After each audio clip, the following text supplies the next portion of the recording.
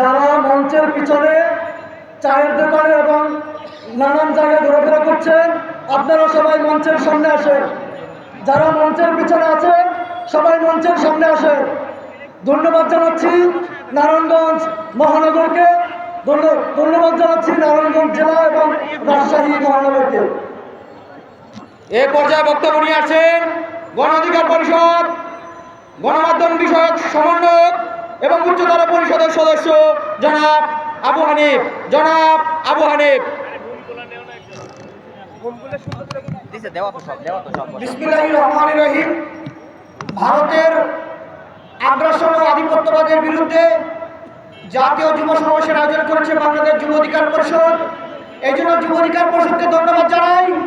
আপনারা নিশ্চয় জানেন, এই বাংলাদেশে 2021 সালে যখন দিল্লির যে কসাই মোদির আগমন উপলক্ষে বিরোধিতা করে বাংলাদেশ যুব অধিকার পরিষদ সর্বপ্রথম রাজপথে প্রতিবাদ করেছিল, যার ফলে যুব অধিকার পরিষদের অনেক নেতা কর্মীকে তখন জেলে যেতে হয়েছিল।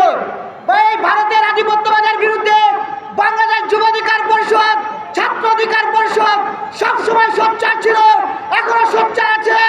আমরা ভারতকে স্পষ্ট একটা মেসেজ দিতে চাই, ভারতকে বুঝতে হবে এই বাংলাদেশ আওয়ামী লীগের বাংলাদেশ নয়, এই বাংলাদেশ ভারতের কোনো দালালের বাংলাদেশ নয়, এই বাংলাদেশ একটি নতুন বাংলাদেশ।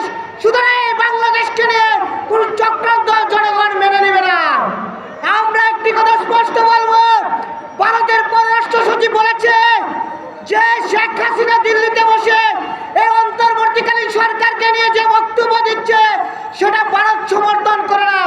আমরা তাদেরকে প্রশ্ন করতে চাই, তাহলে কিভাবে শেখ হাসিনা ভারতের আশ্রয় প্রশ্রয়ে সেখান থেকে বক্তব্য দিচ্ছে?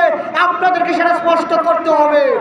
আর বাংলাদেশের মানুষকে বুঝতে হবে, এই অন্তর্বর্তীকালীন সরকারকে বুঝতে হবে, এই শেখ হাসিনা যতদিন ভারতে থাকবে ততদিন বাংলাদেশকে দেশে শান্ত থাকতে দিবে না। সুতরাং এই শেখ হাসিনাকে ফিরিয়ে এনে তাকে বিচারের মুখোমুখি করতে হবে।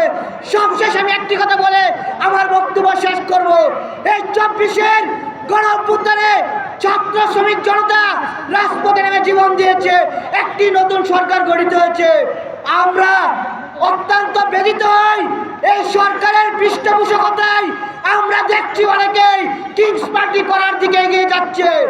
একইভাবে আমরা দেখছি এই অন্তর্বর্তীকালীন সরকারের কোনো উপদেষ্টা এই বাংলাদেশের গণতন্ত্র হত্যার জন্য তারা বিরাজনীতিকরণের যে বক্তব্য দিচ্ছে সেটা গণতন্ত্রকামী মানুষ সেটা মেনে নিতে পারবে না।